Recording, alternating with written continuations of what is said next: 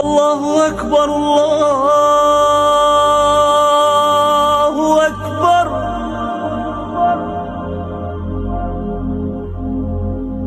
أشهد أن لا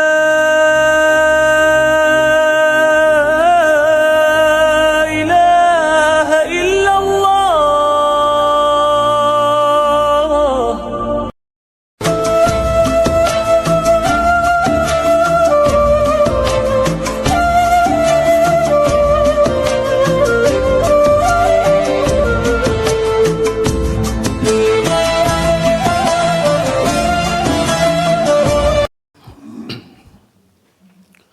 Bismillahirrahmanirrahim. Assalamualaikum warahmatullahi wabarakatuh.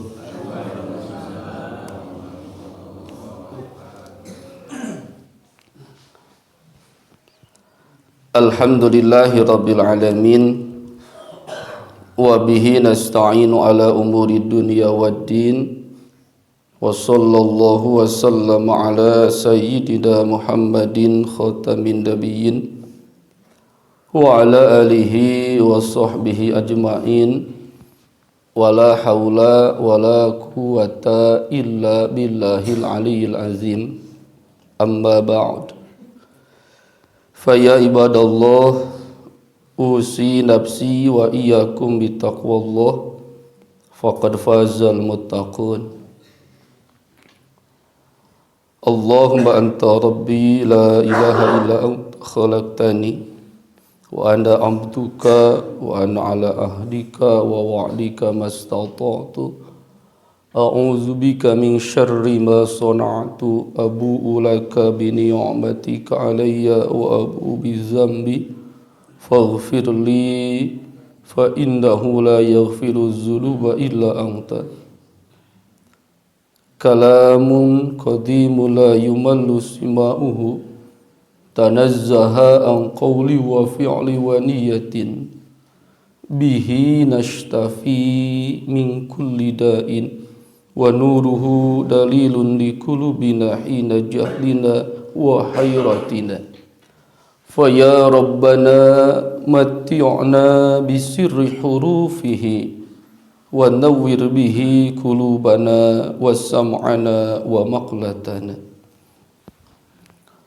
Hadratul kiram wal muhtaram, seluruh jamaah Masjid Jami Uswatun Hasanah yang dimuliakan Allah. Puji dan syukur kita panjatkan kehadirat Allah Subhanahu wa taala. Sholawat dan salam senantiasa dilimpahkan kepada junjungan kita baginda Nabi Muhammad sallallahu alaihi wasallam, kepada keluarganya, sahabatnya dan seluruh pengikutnya hingga hari kiamat. Jamaatul kiram yang dirahmati Allah, untuk kajian kita pada pagi hari ini kita lanjutkan dengan sama-sama menelaah, sama-sama mengkaji firman Allah Subhanahu wa taala yang terdapat dalam Al-Qur'an surah Al-Lahab. Setelah selesai dari mulai An-Nas, Al-Falaq, Al-Ikhlas, pagi hari ini kita akan sama-sama menelaah, mengkaji tafsir Al-Qur'an daripada surah Al-Lahab. Surah Al-Lahab ini, nama lain daripada surah Al-Lahab ini adalah surah Al-Masad. Tapi mungkin penamaan Al-Masad ini sangatlah jarang kita dengar. Kenapa dinamakan Al-Masad? Karena lafaz Al-Masad ini ada dalam surah Al-Lahab. Seperti dalam penjelasan sebelumnya, Allah Subhanahu wa taala memberikan nama dalam Al-Qur'an karena ada penggalan kalimat yang ada dalam surat tersebut. Kecuali surah Al-Ikhlas. Kemarin dijelaskan Al-Ikhlas ini, lafaz Al-Ikhlas itu tidak ada dalam surah Al-Ikhlas. Dari mulai ayat pertama sampai ayat yang keempat tidak ada kalimat Al-Ikhlas. Makanya dalam Al-Ikhlas memiliki 20 nama yang lain. Surah ini dinamakan Al-Lahab karena ya ada kalimat lahab. Tabat yada abi lahab, ada kalimat lahab. Kita akan jelaskan nanti arti kata lahab ini. Surah Al-Lahab ini disebut juga surah Al-Masad, suratul Masad, wa tusama suratun tasabbata wa suratu Abu Lahab. Karena lafaz Masad ini ada dalam surah ini, yaitu nanti dalam ayat yang terakhir. Surah Al-Lahab ini diturunkan di Mekah. Ini tanpa adanya ikhtilaf para ulama. Sepakat surah Al-Lahab ini diturunkan di Mekah karena surah Al-Lahab ini berkaitan dengan seseorang yang namanya Abi Lahab. Dan surat ini diturunkan di Mekah tatkala Abu Lahab ini sedang berada di Mekah. Nanti kita akan sedikit jelaskan tentang asbab nuzul, sebab diturunkan surah ini. Karena dalam Al-Quran, setiap Al-Quran itu semestinya pasti ada asbab nuzul. Tidak serta-merta Allah menurunkan Al-Quran secara angsur 22 tahun lebih, bahkan ada yang menyampaikan 25 tahun, karena diturunkan Al-Quran sesuai dengan keadaan. Surah Al-Lahab ini kalau mungkin kita baca per kalimat dan per ayat, khomsu ayatin, ada 5 ayat. Jelas dalam Al-Quran ada tulisannya. Wasalasu wa ishruna kalimatan, ada 23 kalimat. Tabat yada abi lahabin watab, itu sudah 5 kalimat. Ada tabat 1, lalu ada yada 2, 3 lapad abi, 4 lahabin, 5 watab. Nah kalau kita baca per kalimat dari mulai ayat pertama sampai ayat yang terakhir, ini ada salasu wa ishruna kalimatan, ada 23 kalimat. Kalau kita gali lebih dalam lagi, wasab'atu wasab'una harfan, ada 77 haraf. Ini ada ulama yang sampai menjelaskan ke arah sana. Walaupun ya saya jujur sendiri belum pernah mencoba menghitung huruf daripada surah Al-Lahab ini. Karena urusan itu bukan urusan akidah. Ini sebagai pengetahuan saja. Jamaatul kiram yang dirahmati Allah, bahasan selanjutnya adalah asbabun nuzul. Ini yang harus sama-sama pahami bersama.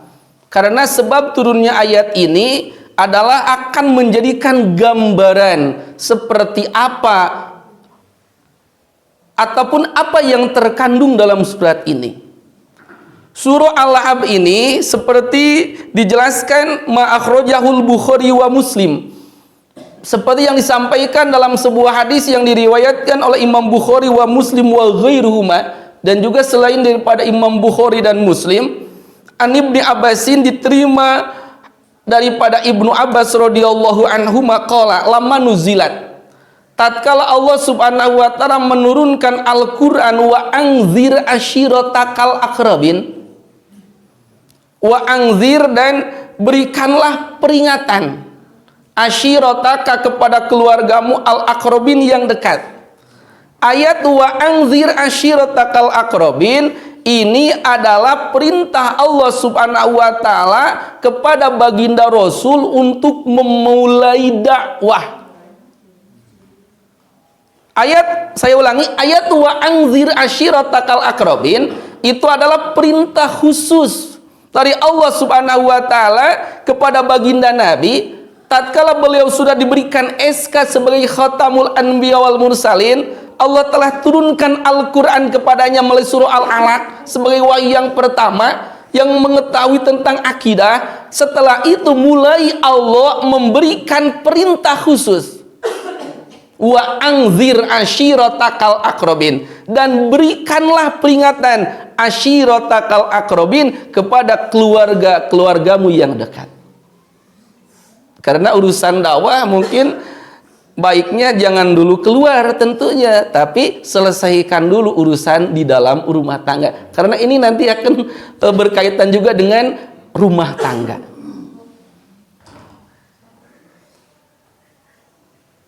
Setelah baginda Rasul menerima wahyu ini, menerima perintah secara khusus, perintah langsung daripada Allah untuk melaksanakan dakwah, menjelaskan Al-Quran, menjelaskan Islam, maka yang pertama kali beliau lakukan adalah kharaja Rasulullah sallallahu alaihi wasallam hatta so'ida sofa.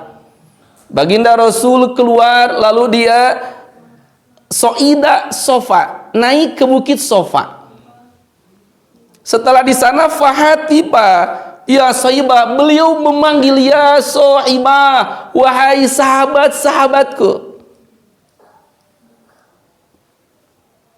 Wanada butuna Quraisyin, baginda Rasul memanggil di tempat-tempat tinggal orang Quraisy.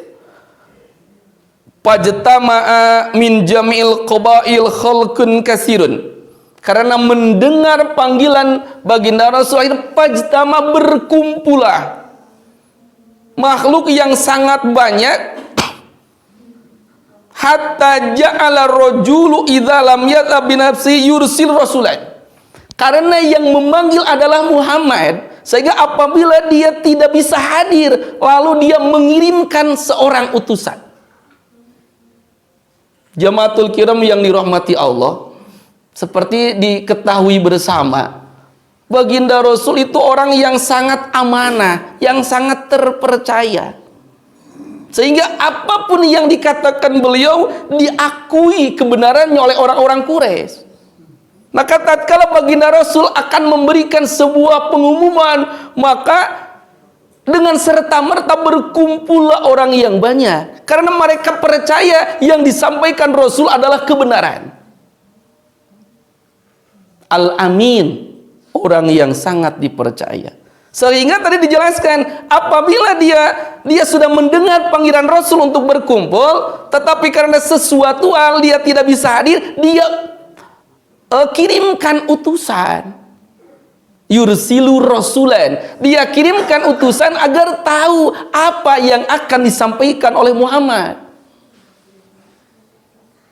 Setelah itu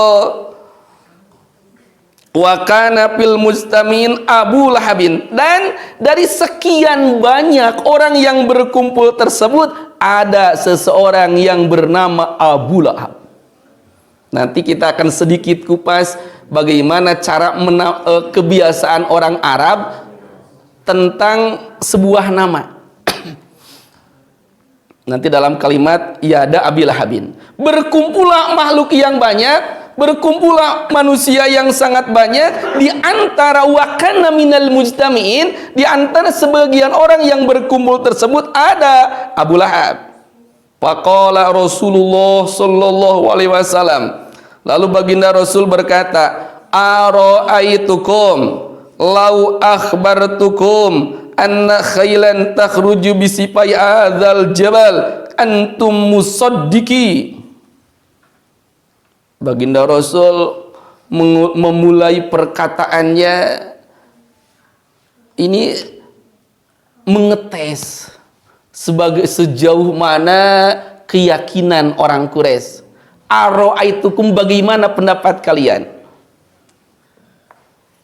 Lau akhbartum, seandainya aku beritahukan kepada kalian, anna khayalan takhruju bisibai hadzal jabal, akan ada sesuatu yang besar, akan ada keluar, khayal itu ular yang sangat besar dari gunung ini. Antum musaddiqi, apakah kalian akan mempercayaiku? Qalu ma jarabna 'alaika kadziban. Mereka sama-sama berkata, ma jarabna 'alaika kadziban. Kami tidak pernah tahu engkau orang pembohong. Kami semua percaya apapun yang engkau katakan adalah benar, karena kami tidak pernah mendapatimu engkau sebagai orang yang kadzib, orang pembohong.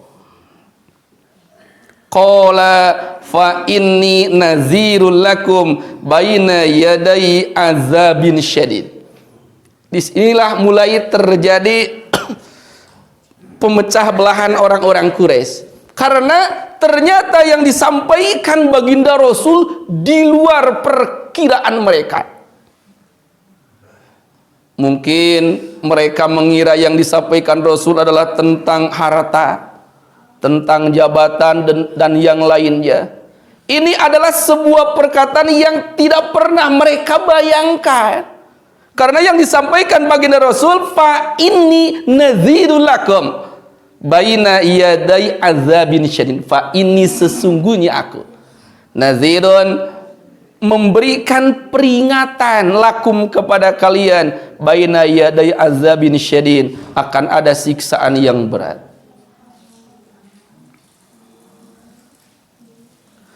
Aku memberitahukan kepada kalian bahwasanya aku diperintahkan oleh Allah Subhanahu wa taala, memerintahkan kepada kalian untuk menyembah Tuhan yang satu. Mendengar apa yang disampaikan baginda Rasul, faqala Abu Lahabin. Abu Lahab adalah orang yang pertama dalam kumpulan tersebut, berkata, tabban laka sairul ayam alihadza jama'tana. Tabban laka, kecelakaan untukmu, lisairil ayam, untuk setiap hari, alihadza jama'tana, apakah karena ini engkau mengumpulkan kami? Nah, dalam Al-Quran yang diucapkan oleh Abu Lahab adalah tabban. Tabban itu artinya kecelakaan. Makanya ayat pertama ini dalam surah Al-Lahab kalimatnya tabbat yada abi lahabi watab. Lafaz tabat dalam ayat yang pertama itu adalah ucapan pertama kali sanggahan Abu Lahab yang disampaikan kepada baginda Rasul. Maka Allah balas kembali perkataan Abu Lahab ini dengan ayat pertama, tabbat yada abi lahabi watab. Tabban, kecelakaan untuk Muhammad. Sepanjang hari, alihadza jama'tana. Saya kira engkau mengatakan sesuatu hal yang luar biasa. Alihadza jama'tan, apakah hanya karena ini engkau mengumpulkan kami? Akhirnya fa'anzalallahu azza wa jalla qaulahu tabat yada abi lahabin. Allah turunkanlah surah Al-Lahab ini. Itu ada sebagian kecil, karena di sini tentunya selalu ada ikhtilaf, ada pendapat para ulama berkaitan dengan sebab turunnya ayat. Tapi hadis ini sudah mewakili bahwasanya surat ini diturunkan karena awal perkataan Abu Lahab yang menyepelekan, yang menghinakan baginda Rasul Muhammad sallallahu alaihi wasallam. Itu pemahaman dalam berkaitan dengan asbab nuzul, sebab turunnya ayat ini. Jamaatul kiram yang dirahmati Allah, selanjutnya kita akan baca per ayat tafsir daripada surah Al-Lahab ini. Bismillahirrahmanirrahim. Tabbat yada abi lahabi watab. Sama-sama kita pahami artinya. Kalau yang membawa handphone bisa sama-sama dilihat, yang membawa Al-Quran pun sama. Binasalah kedua tangan Abu Lahab dan benar-benar binasa dia. Tabbat artinya binasa. Binasalah, celakalah kedua tangan Abu Lahab. Ini yang akan kita pendalami bersama. Celakalah kedua tangan Abi Lahab. sedikit kita akan kupas tentang kebilagahan Al-Quran. Celakalah kedua tangan. Yang jadi permasalahan begini, dalam redaksi tekstual Al-Quran yang disebutkan adalah celaka kedua tangan, hanya dua tangan. Tabat yada abi lahabin, celakalah kedua tangan. Lalu yang jadi pertanyaan, yang celaka itu hanya tangannya saja? Lalu mungkin anggota badan yang lainnya mah tidak celaka? Karena ya kita mengacu dalam Al-Quran, yang disebutkan dalam Al-Quran celaka adalah hanya kedua tangan. Karena bahasa Arab yadun artinya tangan. Yada, ada alif, ini merupakan kalimat tasniyah. Yada abi lahabin, dua tangan Abu Lahab. Apakah matanya, apakah kakinya, apakah badan yang lainnya? Tidak apa-apa. Nah, dalam pemahaman Al-Quran, pendalaman Al-Quran, lafaz yada abi lahabin itu termasuk kalimat majaz. Majaz itu adalah, majaz itu ya majaz ya. Majaz itu adalah, kalau bahasa dalam sekolah itu biasanya majaz. Kalau pakai Z, bahasa Arabnya adalah majaz. Majaz itu adalah kalimat yang memiliki arti yang lain. Majaz di sini nanti majaz itu ada dua, ada mursal, ada isti'arah. Ini di sini namanya majaz mursal karena tidak ada musyabah, tidak ada titik sama. Dalam Al-Quran, termasuk dalam kehidupan kita juga, banyak kita menggunakan kalimat majaz. Yang dimaksud dalam Al-Quran tabat yada abi lahabin mimba bi itlaqil juz'i wa iradatil kulli. Artinya seperti ini, yang Allah sampaikan dalam Al-Quran hanya tangan, hanya kedua tangan Abu Lahab saja, padahal yang dimaksud adalah seluruh badannya. Mimba bi itlaqil juz'i wa iradatil kulli. Bangga, sama-sama berpikir. Kalau ada yang salah mohon dikoreksi. Kita ulang lagi dari ayat pertama. Arti aslinya, terjemahnya, celakalah kedua tangan Abu Lahab. Selesai di sana. Kita pahami bersama, tangan adalah merupakan sebagian daripada tubuh. Lalu pertanyaan tadi, apakah tubuh yang lain selain tangan Abu Lahab biasa-biasa saja? Maka dengan ayat ini kita jelaskan bahwasanya walaupun dalam ayat ini yang disampaikan hanya dua tangan, tapi yang dimaksud adalah seluruh tubuh Abu Lahab celaka.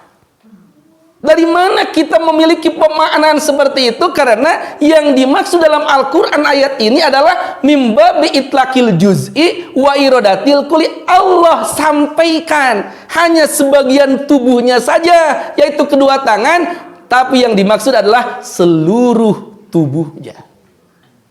Kenapa harus tangan? Nanti kita akan kupas. Kenapa tidak celaka kaki Abu Lahab?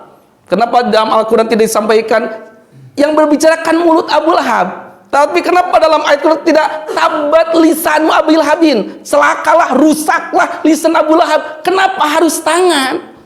Insya Allah nanti kita akan sama-sama jelaskan kenapa harus tangan. Ini mohon maaf, mudah-mudahan bisa dipahami bersama. Saya ulang lagi. Walaupun kalimat yang di sini adalah kedua tangan Abu Lahab, tapi yang dimaksud adalah seluruh tubuhnya. Sepakati di sana. Kenapa bisa dipahami seluruh tubuh? Karena dalam Al-Quran, dalam ilmu balaghah, ilmu Al-Quran ada majaz, itu nanti adanya majaz ada 20, termasuk di sini. Yang diucapkan sebagian, tapi yang dimaksud adalah seluruhnya. Maka kita sama-sama berpikir untuk sebagai perbandingan saja. Biasa kalau saya di pesantren ataupun mungkin bapak dan ibu juga di rumah sama, untuk ini ada pengumuman dari Bapak RW kurang lebih seperti ini. Untuk tugas kebersihan hari ini adalah RT 1. Maka kita sama berpikir, tugas di sebelah sini adalah RT 1. Mungkin kalimat tersebut ya terdengar biasa-biasa saja, Tapi kalau bapak dan ibu pahami bersama, ini akan menjadikan pertanyaan yang sangat bisa jadi sebuah pertanyaan. Tugas di sebelah ini untuk si Pak RW untuk kegiatan kebersihan. Tugas RT 1 di depan masjid. Itu kan kalimat yang sama, kalimat yang biasa kita dengar. Tapi kalau bapak dan ibu pahami bersama, RT 1 depan masjid. Kalau RT 1 kan itu bentuknya seperti apa? Tapi ibu dan bapak juga sudah paham. Apabila ada pengumuman dari bapak RW RT 1 adalah di depan masjid, maka yang dimaksud kebersihan di depan masjid bukan RT-nya, tapi warga RT 1. Itu adalah sebagian kecil daripada Al-Quran majelis seperti itu. Karena dalam Al-Quran itu, mungkin ini saya pernah jelaskan dalam beberapa bulan ke belakang, ada ayat muhakamat, ada ayat mutasyabihat. Ada dalam Al-Quran itu ayat-ayat Al-Quran muhakamat itu yang dengan mudah kita baca terjemahnya bisa langsung kita pahami. Ada juga ayat mutasyabihat. Mutasyabihat itu ayat dalam Al-Quran yang apabila kita buka terjemahnya tidak bisa langsung kita pahami. Tidak bisa serta-merta kita terjemahkan bulat-bulat ayat tersebut karena akan menimbulkan pemahaman yang sangat salah. Dalam Al-Quran ada kalimat yadullahi fauqa aydihim. Itu ada dalam Al-Quran. Ada ya Pak? Yadullahi fauqa aydihim. Kalau bapak dan ibu hanya dibaca terjemahnya seperti tadi, yadun artinya apa? Tangan. Maka kalau yadullahi berarti tangan Allah. Fauqa aydihim, di atas tangan-tangan mereka. Kalau bapak dan ibu memaknai Al-Quran hanya dengan terjemah saja, hanya menilai dari ayat tersebut, maka akan memiliki pemahaman bahwasanya dalam Al-Quran juga dijelaskan Allah itu adalah memiliki tangan. Karena Al-Quran jelas menyampaikan yadullahi, tangan Allah. Nah, itu yang dimaksud dengan ayat mutasyabihat. Ayat yang butuh pemaknaan, butuh pemahaman. Dan untuk menanggapi ayat mutasyabihat ini, mohon maaf saya buka dalam Al-Quran surah Ali Imran. Nanti bisa sama-sama mungkin setelah pulang dari sini bisa diingat ayat Ali Imran, surah Ali Imran ayat 7. A'udzubillahi minasyaitonirrajim. Huwallazi anzala 'alaikal kitaba minhu ayatun muhkamatun hunna ummul kitabi wa ukharu mutasyabihat. Dalam umul Quran, dalam Al-Quran itu ada ayat muhakamat yang sangat mudah kita pahami. Qul huwallahu ahad, katakan Allah itu Tuhan yang satu. Selesai, jelas. Allah itu esa, Allah itu tunggal. Tapi ada juga wa ukharu mutasyabihat, ada ayat mutasyabihat, ayat yang tidak bisa serta-merta kita telan secara langsung, tapi butuh pemahaman. Nah, dalam ayat selanjutnya dijelaskan wa ma ya'lamu ta'wilahu illallah warasikhuna fil ilmi. Menanggapi ayat mutasyabihat ini, para ulama beda pendapat. Ada kelompok ulama salaf, ada ulama kholaf. Ulama salaf itu adalah yang hidup 500 tahun setelah baginda Nabi. Berarti kurun sahabat, tabi'in, atba'ut tabi'in. Ada juga ulama kholaf setelahnya. Ini berkaitan dengan lapad yada abil habin. Artinya kalau bapak dan ibu dalam Al-Quran menjumpai ayat tersebut, ya kita mengikutnya kemana? Nanti ini penjelasannya dalam Ali Imran ayat 7. Jamaatul kiram yang dirahmati Allah, kepada pokok bahasan kita, tabat yada abi lahabin, sudah dijelaskan tentang asbab nuzulnya. Lalu mengenai Abu Lahab ini, Abu Lahab ini wasmu Abdul Uzza. Abu Lahab ini nama aslinya adalah Abdul Uzza bin Abdul Muthalib. Abdul Uzza putra daripada Abdul Muthalib. Abdul Muthalib itu adalah kakek baginda Rasul. maka status nasab antara baginda Rasul dan Abu Lahab ini adalah paman. Kalau istilah Arab, kalau istilah Sunda mah uwa. Ya, kenapa uwa? Karena ya ayah baginda Rasul anak bungsu. Abdullah itu adalah putra ke-10 daripada Abdul Muthalib. Berarti Abu Lahab ini adalah kakaknya daripada Sayyid Abdullah. Biasanya kan Sunda masuk uanya. Kadang lebih seperti itu. Kebiasaan orang Arab ini harus kita pahami. Ayat ini menjelaskan tentang kebiasaan orang Arab. Orang Arab kalau memberikan nama untuk seseorang itu semestinya ada 3 nama. Wasman atau wa kunyatan wala qoba wa akhiran dha insiwa usaiba. Ada alam karim, ada alam kunyah, ada alam lakob. Kita akan mengenal ini tentang nama, kebiasaan orang Arab memberikan nama. Bapak dan Ibu yang dirahmati Allah, orang Arab ini seperti saya sampaikan hadis pertama dalam hadis Nabawiyah Arba'in Nawawiyah, an Amiril Mukminina Abi Hafsin Umar bin Khattab. Maaf, ada alam karim, ada alam lakob, ada alam kunyah. Alam karim nama asli, alam lakob adalah nama kiasan. Cek Sunda mah landian. Alam kunyah nama yang diawali dengan lafaz abun ataupun umun.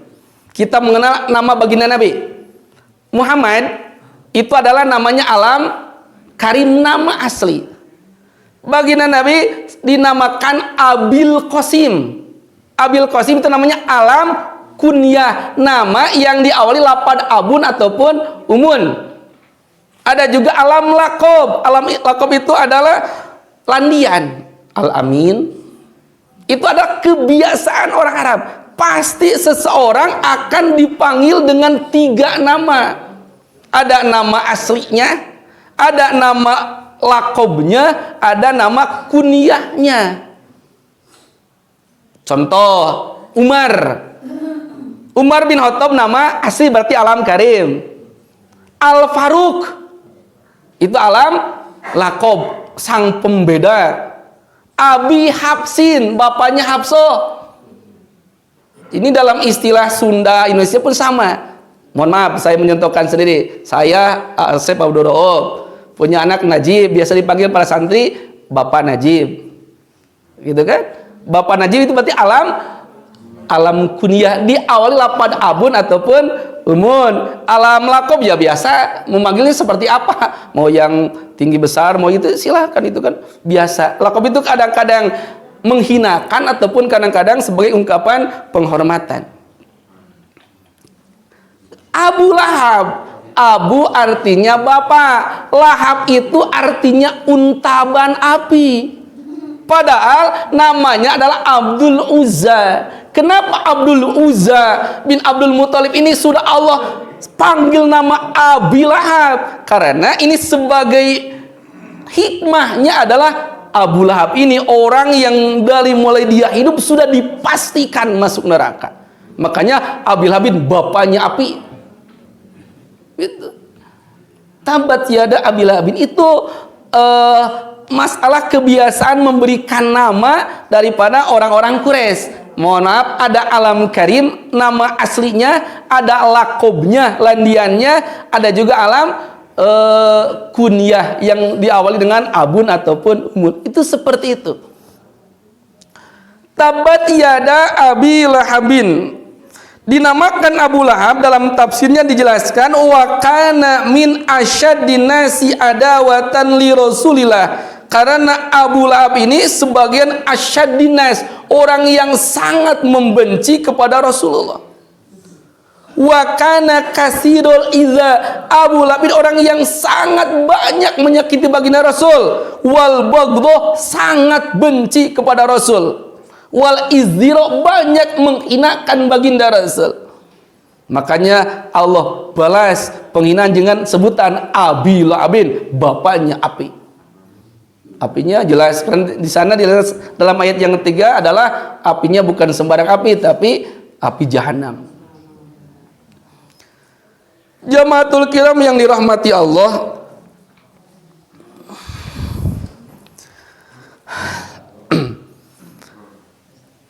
kenapa dalam ayat ini yang disampaikan adalah yadun, yang celaka adalah tangan, tidak Allah sampaikan dengan mulut ataupun kalimat yang lain. Dalam tafsirnya dijelaskan wa khussal yadain bitabab, dikhususkan lapad al yadain, kedua tangan Abu Lahab dengan ucapan tabat celaka, li anna aksarul amali yakunu biima, karena tangan ini adalah anggota tubuh yang paling banyak digunakan dalam urusan pekerjaan. Li anna aksarul amal, karena kebanyakan amal pekerjaan yakunu bihima, menggunakan kedua tangan. Itu alasan yang pertama.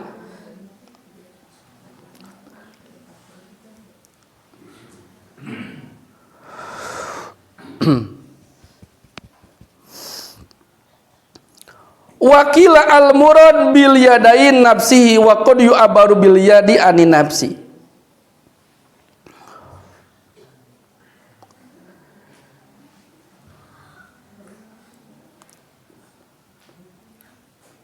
Wa hadhil jumlatu du'aun alai bihalaki nafsihi wa tababi an kulli khairin.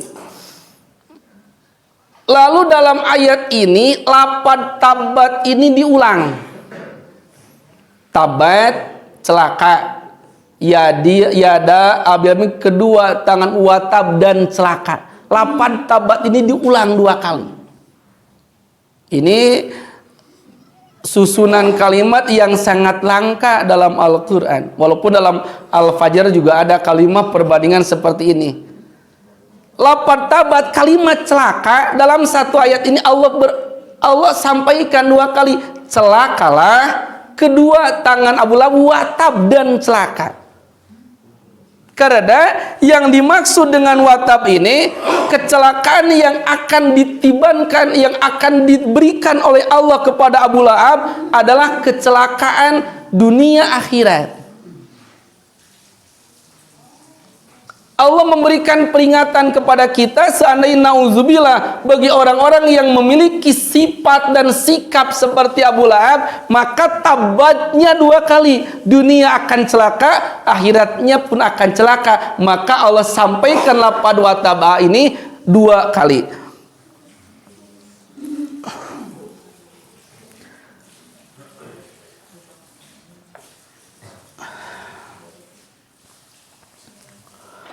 Ma agna anhu maluhu wa ma kasab. Ayat yang kedua, ma agna anhu maluhu wa ma kasab, tidaklah berguna baginya hartanya dan apa yang dia usahakan. Abu Lahab ini termasuk jajaran orang yang sangat kaya. Karena keturunan Abdul Muthalib orang yang terpandang, memiliki harta yang banyak, memiliki kedudukan yang tinggi. Allah jelaskan, ma'agna, tidak bermanfaat, anhu maluhu, apa yang dia miliki berupa harta, wa ma kasaba, dan apa yang dia usahakan. Yang dimaksud dengan usahakan ini nanti ada 2 maknanya. Usaha secara pribadi kasab, lalu usaha untuk mencelakakan baginda Rasul. Apapun yang direncanakan oleh Abu Lahab untuk mencelakakan Rasul, ma'agna, semuanya tidak akan bermanfaat, gagal seluruhnya. Berkaitan dengan ayat ini dijelaskan,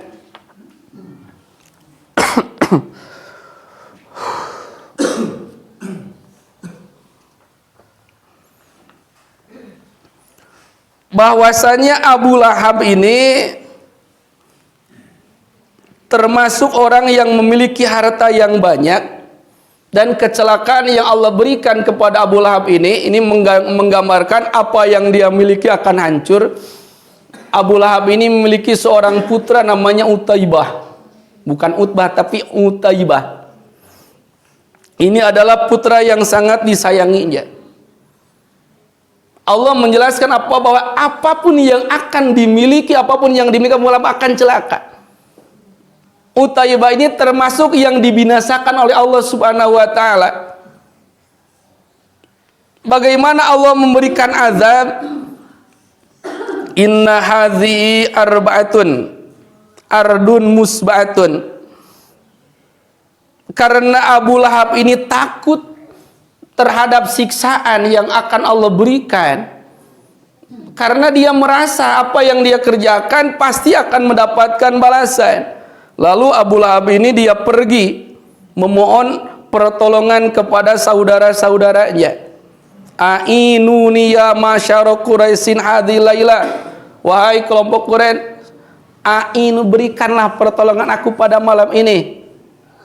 Fa inni akhafu ala ibni da'wata Muhammadin. Karena aku takut putraku ini akan celaka karena doanya Muhammad. Fajama'u jamala'um wa anakum haula'um. Karena Abu Lahab yang berkata, makanya orang-orang Quraisy ini menjaga sedemikian rupa Utaibah ini. Wahdaku li ali Utaibah, mereka semua ahdaku itu memberikan penjagaan ketat kepada Utaibah. Faja'a al-asadu. Tiba-tiba ja'al asad. Tiba-tiba datanglah seekor asad. Asad itu harimau. Yataqalla'um wa yastamau muju'ahum hatta daraba Utaibah faqatalahu. Bagaimanapun penjagaan yang diberikan oleh Abu Lahab dan seluruh pengikutnya, tiba-tiba ada harimau. Dia menerkam, membunuh Utaibah. Wahalaka Abu Lahab. Dan untuk Abu Lahab ini, kecelakaan yang Allah berikan, azab yang Allah berikan kepada Abu Lahab ini setelah terjadinya perang Badar. Perang Badar itu tahun 2 Hijriah. Lalu waqabadin lisa wilayahin 7 hari setelah terjadi perang Badar, tiba-tiba dalam badan Abu Lahab ini adas. Adas itu ada bisul. Busrotun tahruju fil badan tusbil adasiyah wa iya min jinsi taun. Bisul ini bukan sembarang bisul, tapi bisul yang termasuk kategori taun. Taun itu adalah penyakit yang menular. Dengan secepatnya makanya setelah itu pantana bau ahlo. Abu Lahab ini karena sudah banyak bisulannya, pantana bau ahlo, dijauhi keluarganya. Makhofatal adwa, karena takut tertular. Wakanat Quraisyun tatki katon, orang Quraisy menjadikan penyakit Abu Lahab seperti penyakit taun, karena semua menjauhi. Payab ko salasatan, setelah 3 hari bisul keluar, hatta antana, bisul ini semakin parah sehingga terciumlah bau yang tidak sedap.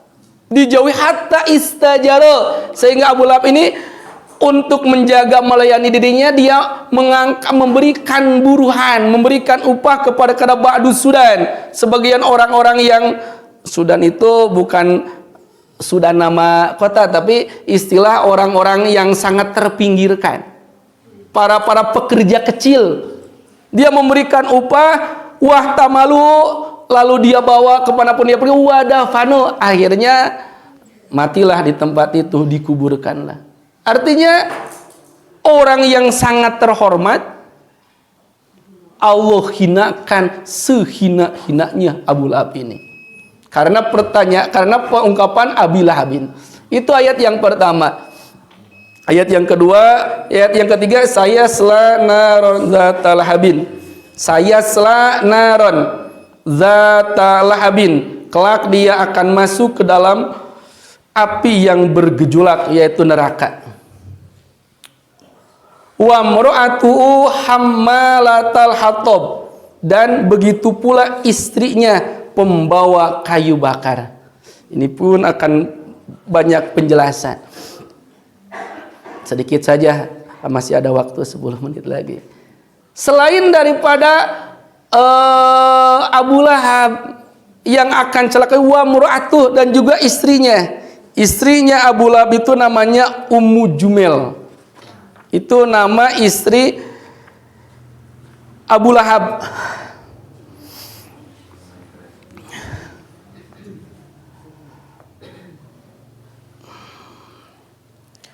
Bintu Harbin bin Umayyah ukhtu Abi Sufyan bin Sohor bin Harbin. Secara garis nasab, istri Abu Lahab ini Ummu Jumel nama aslinya, binti Harbin, putri daripada Harb. Harb ini adalah putranya Umayyah. Umayyah ini adalah saudara daripada Abu Sufyan bin Harb.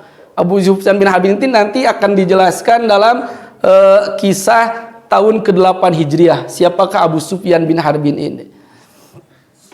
Intinya Ummu Jumel ini Allah sudah nyatakan termasuk orang yang celaka. Lalu bentuk pekerjaan apa yang dilakukan Ummu Jumel sehingga Ummu Jumel ini dinyatakan, disampaikan oleh Allah seperti Abu Lahab. Di sini dijelaskan dalam sebuah hadis, Ummu Jumel ini wa kanat tahmilu huzmatan. Kebiasaan Ummu Jumel itu adalah tahmilu huzmatan minasyauk.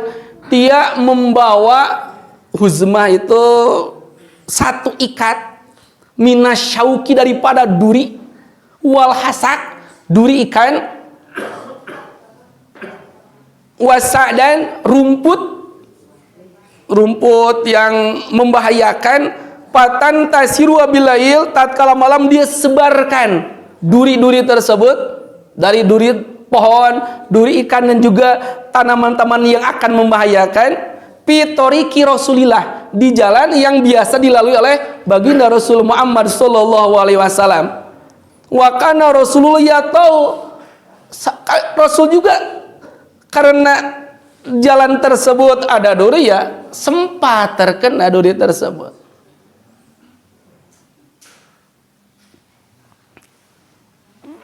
Hammalatal hatab, makanya dengan istilah hammalatal hatab. Kalau arti daripada hammalatal adalah pembawa kayu bakar, itu arti daripada hammalatal hatab. Tapi pembawa kayu bakar di sini bukan seperti kita ngambil suluh ngambil kayu bakar dari hutan, dari kebun lalu dipikul sendiri. Hammalatal hatab dalam ayat ini adalah dia menggambarkan begitu nistanya seorang Ummu Jumel, istri dari seorang pembesar Quraisy, hartanya sangat melimpah, lalu Allah gambarkan Ummu Jumel dengan seorang pembawa kayu bakar. Karena istilah pembawa kayu bakar ini kalau secara kasta mungkin, mohon maaf, adalah jenis pekerjaan yang sangat hina.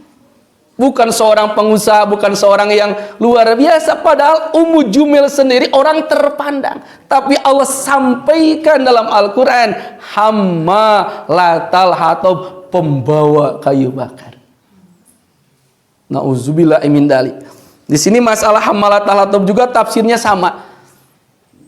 Kalau biasanya, kalau pembawa kayu bakar, di sini kita pinggul kayu, lalu ada diikat. Lalu di sini ada karena piji di hablum masad, dalam lehernya ada tali sabut yang dipintal.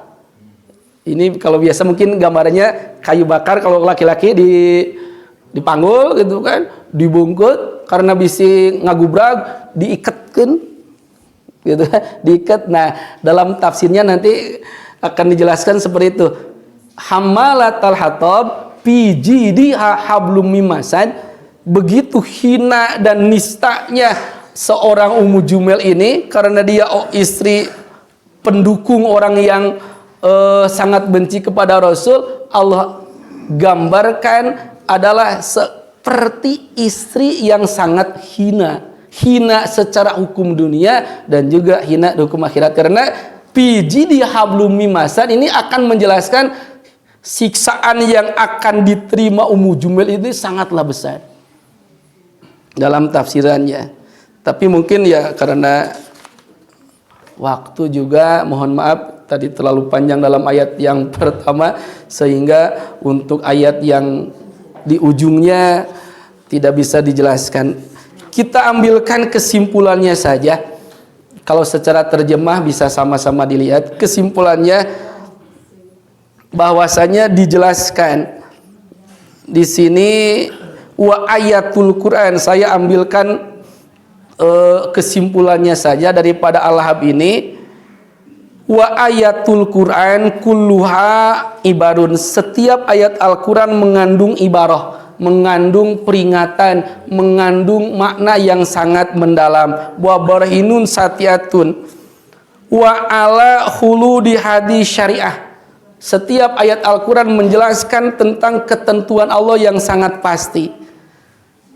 Walam taj'al at-tafadul bainahum, tidak menjadikan keistimewaan daripada setiap orang illa bitaqwa, kecuali karena ketakwaannya. Di sini Allah menggambarkan, berikan peringatan pembelajaran kepada kita, orang yang begitu terhormat dengan jabatannya yang luhur, kedudukannya yang luhur, hartanya yang melimpah, kalau tidak ada ketakwaan dia akan binasa seperti Abu Lahab dan juga Ummu Jumel. Karena kembali kepada urusan rumah tangga, kita lihat sejarah. Ini keluarga yang sangat rusak. Istri dan suaminya sama-sama pembangkang. Tapi dalam kisah lain kita lihat kisah Nabi Nuh dan Kan'an. Ada seorang ayah tetapi anaknya yang durhaka.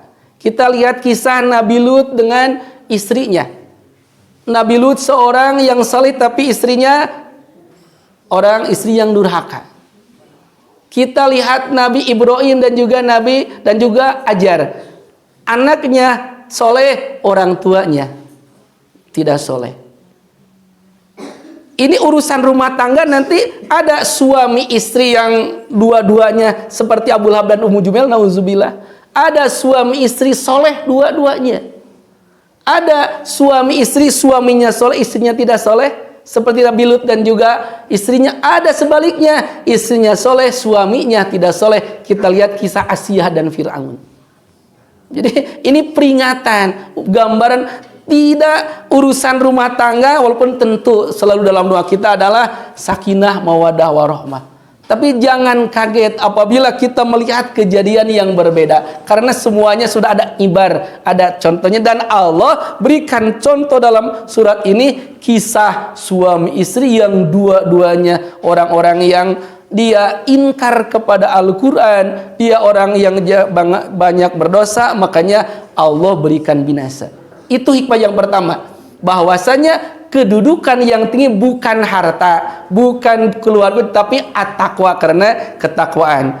Pala amun wala khulun, tidak ada urusan dengan ningrat, dengan yang lainnya, kecuali dengan ketakwaan. Al-kullu indallah sawaun, semuanya sama kita di hadapan Allah Subhanahu wa taala.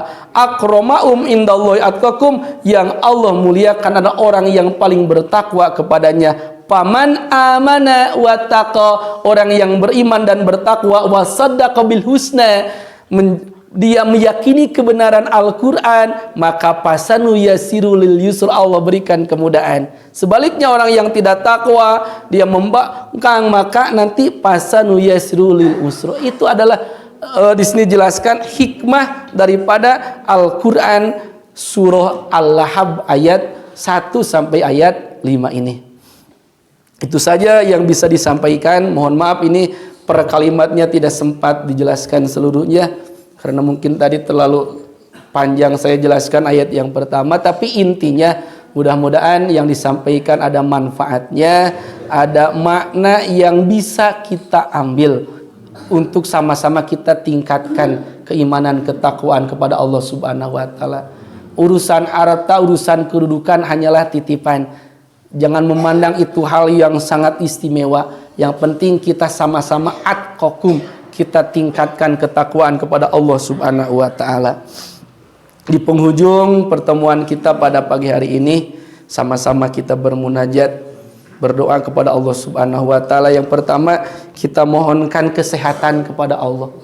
Mudah-mudahan seluruh jamaah yang hadir dan juga mungkin yang tidak sempat hadir, jamaah Masjid Uswatun Hasanah, semuanya diberikan kesehatan dohir dan batin. Barangkali ada jamaah ataupun keluarga, sahabat, bapak dan ibu saat ini sakit, kita mohon, kita bermunajat kepada Allah, mudah-mudahan yang saat ini dalam keadaan sakit, mudah-mudahan Allah Subhanahu wa taala secepatnya berikan kesembuhan. Yang ketiga, kita berdoa kepada Allah untuk keluarga kita. Mudah-mudahan putra dan putri kita, zuriyah kita menjadi hamba-hamba Allah yang solih dan solihan. Segala usaha dan kasab kita, mudah-mudahan Allah berikan keberkahan, Allah berikan kebaikan, Allah berikan kemudahan, dan juga Allah ijabah segala hajat-hajat kita. Keluarga kita mudah-mudahan menjadi keluarga yang sakinah, mawadah, warahmah, hasanah fi dunia wal akhirah. Amin ya Allah ya rabbal alamin, ala hadzi niyatil mazkurah wa bi kulli niyatin sholihah bi barakati ummil Quran. Al-Fatihah. A'udzu billahi minasyaitonir rajim. Bismillahirrahmanirrahim. Alhamdulillahi rabbil alamin, arrahmanir rahim, maliki yaumiddin. Iyyaka na'budu wa iyyaka nasta'in. Ihdinas siratal mustaqim. Siratal ladzina an'amta 'alaihim ghairil maghdubi 'alaihim waladdallin. Kurang dan lebih mohon untuk dimaafkan. Akhirul kalam. Assalamualaikum warahmatullahi wabarakatuh. Wan nur yahdil hairina dhiya'uhu wa fil hashri willul mursalina liwa'uhu talaqqa minal ghaibil mujarrad hikmatan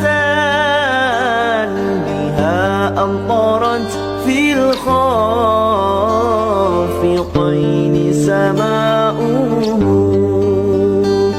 biha amtarat fil khafiqaini sama'uhu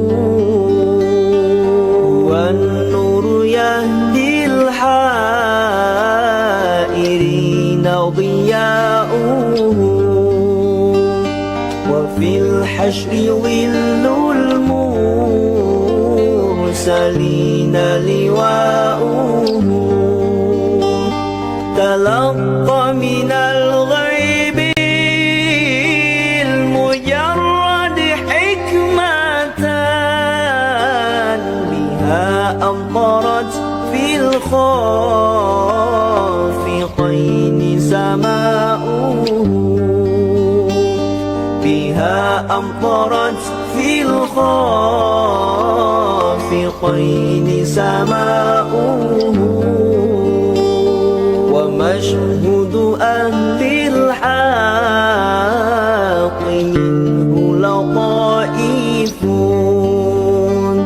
تخبر أن المجد وشأنه فلله ما للعين من مشهد اجتلال يعز على أهل الحجاب اجتلاؤه يعز على أهل الحجاب اجتلاؤه